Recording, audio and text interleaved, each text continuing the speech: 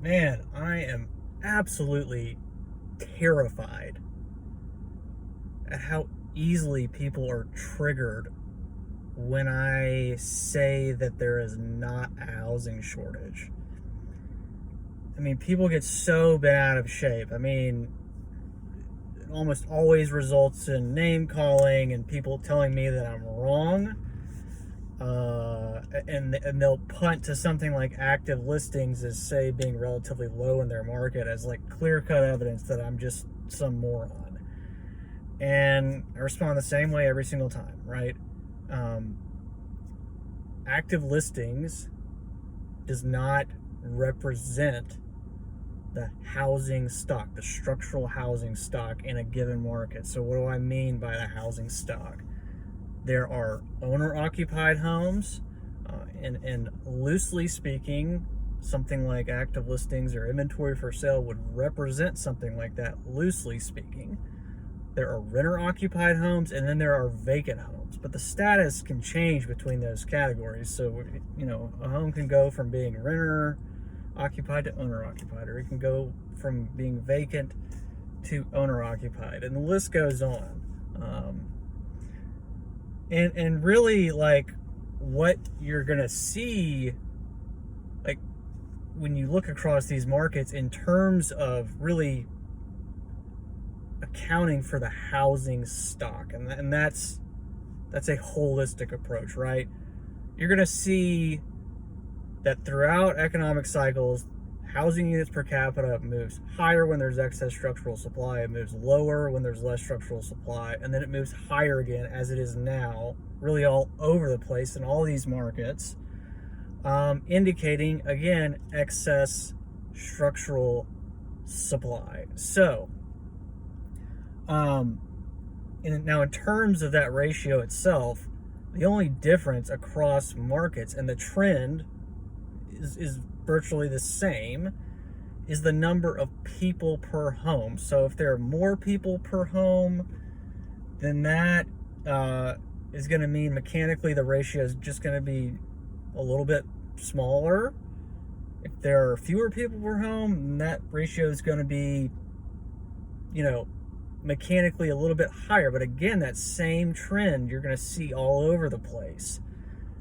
And really what influences something like people per home is going to be specific to a given market. So, what does the permitting look like? Has the population changed? Has it gone up or down? What's the ratio of, or the mix of like renters to homeowners? Or, said another way, like what's the home ownership rate? What's the share of vacant homes in a market? What's the age of these households? All of that will make its way into something like the number of people per home, because there are sort of downstream implications. So, look, I'll use an example.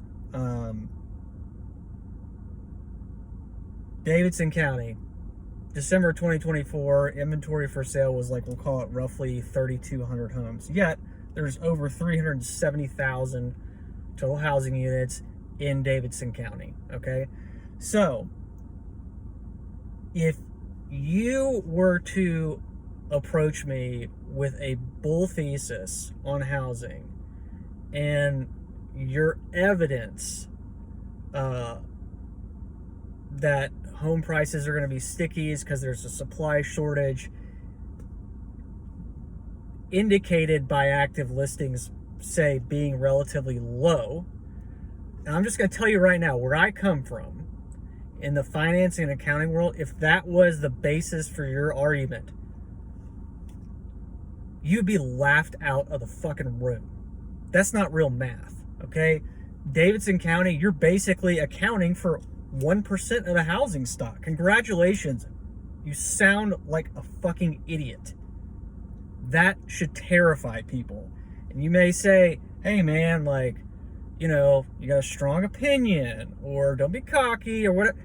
This is not my opinion. I just explained the math.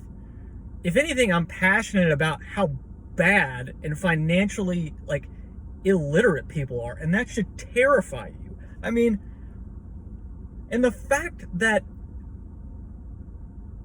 if you suggest that there isn't really a housing shortage across these markets is somehow a contrarian take is the most ridiculous thing I have ever heard in my life. It's just a sign of the times. Money has just been, rates have been too low for too long. This is what happens. It emboldens people to be even bigger dickheads than they already are. I mean, people who are in the real estate business, like whether they're a landlord, bro, or short-term rentals, whatever, they say stuff like that to me all the time, and that should absolutely terrify you. Are you sure it's not the fact that we just, I don't know, like, we just have a temporary allocation problem because we expanded the money supply by, I don't know, what was it, roughly 40% around COVID, and it's just excess money just floating around chasing yield wherever it can find? You know, like, this is just ridiculous. This is absolutely ridiculous, and it's also terrifying. So, you know, you can only be mad about this stuff for so long. It's just absurd, you know, and it's just laughable. So, you know, I think we're just gonna have to learn the hard way.